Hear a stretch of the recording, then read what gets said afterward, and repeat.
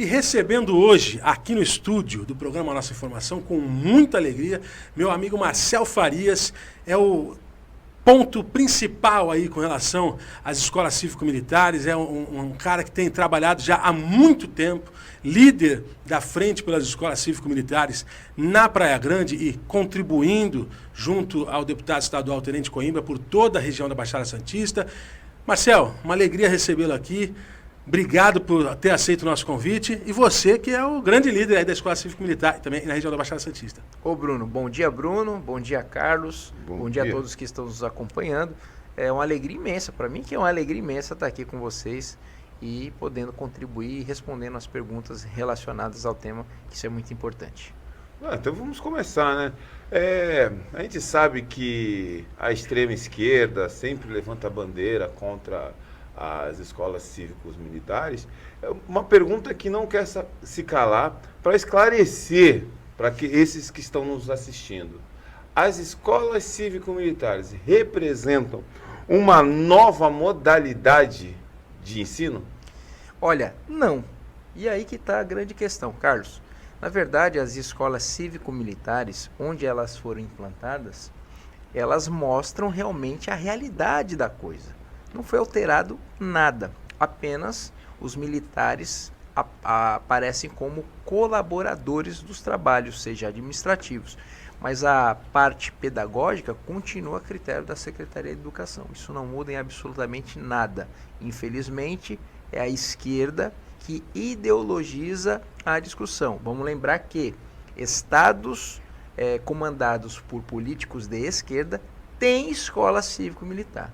No dia que a justiça do país ela for séria, quando entrar uma ação, um pedido desse que travou a implementação alguns meses atrás, tinha que tomar litigância de má fé, porque não tem base nenhuma as pessoas quererem alegar a inconstitucionalidade de um projeto que já existe e, lembrando, em estados governados pela esquerda. Essas dúvidas, você que está assistindo a TV Com, é muito importante que a gente traga esse esclarecimento, porque muitas pessoas ainda têm dúvidas, né, Carol? Sim.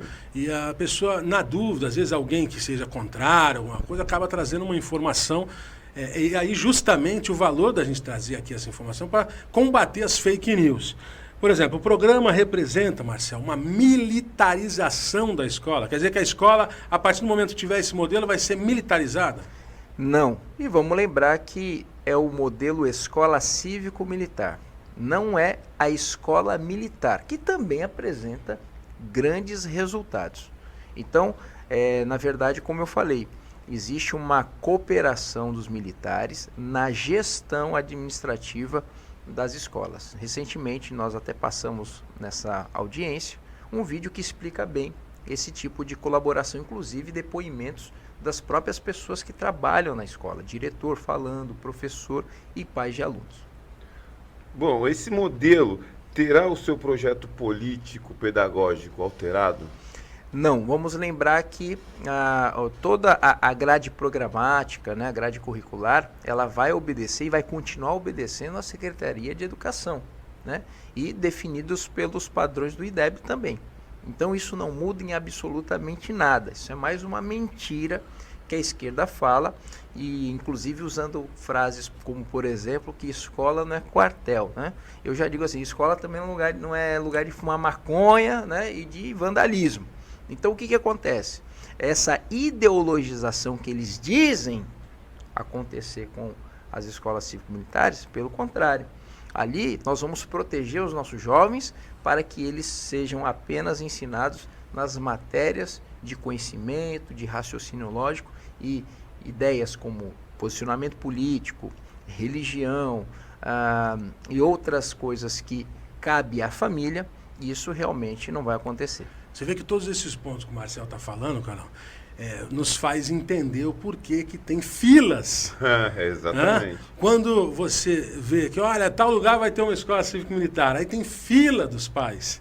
Quer dizer, é facultativo aos pais, né, se querem ou não colocar os seus filhos, mas você vê que tem uma fila quilométrica para poder fazer os seus filhos estudem. Quantos não foram os eventos que nós fomos, tanto na LESP, quanto na Câmara Municipal de São Paulo, onde o organizador levou os alunos para cantar o hino, para tocar a banda, e a gente via na plateia o brilho no olhar dos pais, de orgulho de ver o seu filho entrando marchando, com postura, sabendo que o seu filho terá um futuro promissor.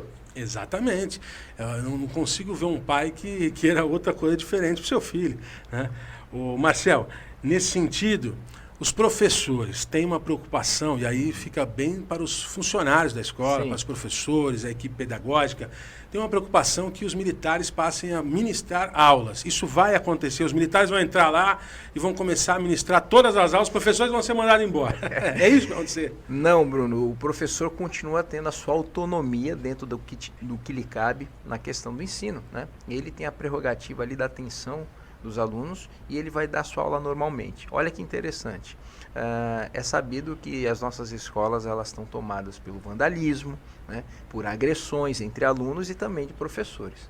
Isso é uma coisa que será erradicada na escola cívico-militar e isso dará mais segurança aos professores. Portanto, não há nada que desabone ou que prejudique o trabalho do professor. Pelo contrário, terá mais segurança para que possa ministrar suas aulas. Marcel, a gente sabe sobre a mistificação contra as escolas cívico-militares e tudo. E a pergunta é, o programa que será implantado, ele vai ferir os princípios democráticos ou vai respeitar o desejo, os anseios da sociedade? Olha, Carlos, excelente pergunta, né? E eu vou responder essa sua pergunta com um fato prático. Por exemplo, Jacques Wagner. Jacques Wagner é um dos líderes da esquerda petista, né, governador. E veja, Jacques Wagner é formado em escolas militares, escolas cívico-militares. Veja que até a questão de capacitação e qualificação, você vê que o Jacques Wagner ele é muito melhor do que os outros de esquerda. Agora fala tá muito bem, né? Porque ele é daquela forma. Ele fala Para muito tudo bem. existe uma explicação. Então, né? para responder a sua pergunta, veja, o Jacques Wagner não deixou de ser de esquerda por ter participado de escolas com viés militar. Então, está explicado. Pelo contrário, nós queremos tirar do debate da sala de aula coisas que requerem ao próprio indivíduo, decisões que ele vai ter que tomar sozinho ou com a sua família. Ele pode ser o que ele quiser, mas dessa vez não vai ser com a influência da escola. Muito bem, lembrando que nós estamos recebendo hoje Marcel Farias, líder da Frente pelas Escolas Cívico-Militares na região da Baixada Santista, em Praia Grande também, onde é primeiro suplente de vereador. Marcel, vai haver também uma preocupação com relação aos uniformes. Essas crianças vão passar a usar farda. Como é que funciona isso? Veja bem, olha, essa é uma discussão também que a esquerda, a militância fica levantando, dizendo que... Porque assim, eles são contra qualquer tipo de regra. A gente não está falando de obrigações, não é uma regra, tudo tem uma regra. Na tua casa tem uma regra, você tem que se portar e tem que respeitar. Dentro de um fórum tem regras, a roupa. Então, veja,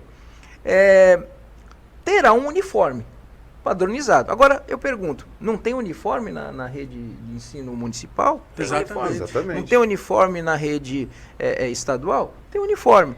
Então, terá um uniforme que ainda será definido como será esse uniforme. Tem alguns modelos de escolas que não obrigam, mas eu vou te falar o que acontece. O nosso jovem ele tem uma questão de pertencimento. Então, tem escolas, tem relatos que é o seguinte, não impuseram, no primeiro momento, a questão do uniforme, mas aí um outro jovem que está lá com a sua roupa normal, ele olha o outro jovem sendo, de repente, condecorado com uma medalha, lá com o uniforme, ele fala, caramba, poxa, que legal. E é o seguinte, escolas que nunca foram impostas a questão do uniforme, todo mundo utiliza, porque é a questão do pertencimento, né? Então, respondendo a sua pergunta, terá um uniforme que ainda será definido pela secretaria, tá? E aí, a evolução desse uniforme, seja uma postura mais militar ou não, vai depender do andamento e do ambiente que aquela escola aceitar.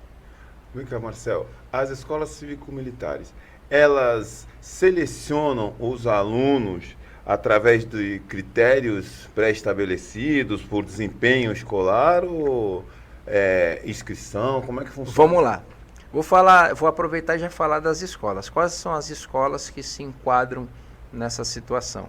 As que têm realmente um baixo rendimento, né, na questão de notas, de preservação do patrimônio público. Então, em relação às escolas, a gente pega a pior condição, né? Em relação aos alunos, continua obedecendo os mesmos critérios que definem a Secretaria de Educação. Proximidade, né? Isso é assim que a Secretaria define aonde os alunos vão estudar. Agora, veja que interessante como que o Bruno falou. Muitos pais vão querer colocar os filhos lá. E uma das situações para que tenha uma escola cívico-militar é que tenha a opção de uma escola próxima que vai oferecer o ensino tradicional. Então, o que acontece? Os critérios são os mesmos hoje estabelecidos pela Secretaria de Educação. Mas vai acontecer isso. Muitos pais, né? Pelo contrário, o número de pais que não querem que sejam essas crianças, o número de pais que não querem as crianças na escola secundária vai ser muito melhor daqueles que querem. E aí a nossa briga é trazer mais vezes o programa, assim como o Estado abre mais portas para esse programa. Importante essa questão que você trouxe, Marcelo, porque nós estamos agora fazendo o processo de início das escolas, né? Então tem aí o chamamento, as discussões com o corpo docente, com os pais. Agora, quais são esses próximos passos? O que as escolas precisam fazer? Aquelas que estão interessadas, ainda tem tempo, ainda dá tempo de correr, de preparar a documentação. Eu sei que na Praia Grande, onde você tem atuado, tem três unidades que gostariam de participar. Foi uma das cidades, inclusive, que mais apresentou escolas. Na Baixada, né? Foi a que mais apresentou escolas. Temos aí a perspectiva de termos uma escola em breve na Praia Grande. Como é que está esse trabalho todo? Então, nós estamos na última fase, né, da pesquisa entre os pais de alunos. Inclusive, vai o alerta novamente para as escolas, no caso, Praia Grande, que realmente fomentem isso perante os pais. Tem muita informação mentirosa sendo disseminada pela esquerda. Eles têm grupos de militância que fazem prontidão e acampamento ao redor da escola, mentindo. Então é preciso que você, diretor das escolas, fomente isso. Eu sempre estive e estou à disposição para ajudar em qualquer tipo de desmistificação, né, e desmoralização das mentiras que são contadas. Então é importante que a informação correta chegue aos pais. Nós temos vários materiais, nós temos vídeos sobre isso, a própria audiência, que pode esclarecer qualquer dúvida. Então é preciso que os diretores que se posicionaram favoráveis ao programa, eles façam esse trabalho de informação aos pais e incentive que votem. Lembrando que pode ser votado tanto no aplicativo da Secretaria de Educação, como presencialmente. Procurar você, pai, não perca essa oportunidade, estamos na última fase. Vai abrir depois novas vagas para o programa? Claro que vai, o programa é um sucesso, só que temos que aproveitar essa primeira oportunidade. Algumas escolas já estão lá relacionadas, lembrando que o programa inicialmente vai começar com 100. Já temos mais de 100 escolas que passaram nesse primeiro processo seletivo. Então é muito importante que as escolas não percam esse prazo. Marcelo, os nossos telespectadores que quiserem saber mais informações, quais são as suas redes sociais, fala com eles aí. Ótimo. Você quer saber mais em relação à Escola Cívico-Militar, você pode ir lá entrar no nosso Instagram, Marcel Farias PG, pode chamar no direct, pode mandar mensagem nos comentários, lá temos vídeos e informações, e você pode também procurar também a página do deputado Tenente Coimbra lá, né? Tenente Coimbra, aqui da Baixada Santista, é o deputado que esteve à frente, é o presidente da frente das escolas cívico-militares no estado de São Paulo, e você pode ali esclarecer todas as suas dúvidas. Você falou, Marcelo, sobre o Tenente Coimbra, ele esteve aí com a gente recentemente, inclusive na matéria, agora na LESP, nós acompanhamos a audiência que foi proposta por ele sabe que a gente parabeniza demais, porque esse é um programa importantíssimo que nós apoiamos sim, e mais do que nunca também parabenizar o Tenente Coimbra e sabe valorizar aqueles que têm contribuído com ele. Você foi um que teve sempre, desde o princípio, lá em 2019, foi lá na Jorge Berrembá em São Vicente, né, junto com o Greg e o Jorge, o pessoal de São Vicente, você apoiando o Tenente Coimbra também. Então é muito importante isso. O Marcel hoje ele é primeiro suplente de vereador na Praia Grande, embora não tenha mandato, continua sendo um grande líder, né, representando a população da Praia Grande e da Baixada Santista. E parabéns pelo seu trabalho nesse sentido também, viu? Ô Bruno, eu que agradeço, né? Agradeço mais uma vez, reforçar o meu agradecimento ao Tenente Coimbra, deputado aí muito atuante. Uma das suas qualidades é a resiliência. Se ele não fosse tão determinado nisso, esse projeto já teria morrido desde o início, quando o governo Lula começou a minar o programa a nível federal. Então, agradeço ao Tenente Coimbra pelo apoio e agradeço a vocês que sempre são meus amigos e sempre dão um espaço para que a gente possa falar desses assuntos. Tem um outro assunto que eu gostaria de saber a sua opinião. Você esteve em São Paulo também acompanhando a manifestação pela anistia. Como é que você vê esse momento em que o Brasil está vivendo? Nós temos agora o deputado Sóstenes, que tem trabalhado bastante na Câmara Federal. Nos próximos dias aí vamos ter uma série de desdobramentos na Câmara, no Senado. Como é que você tem acompanhado isso daí?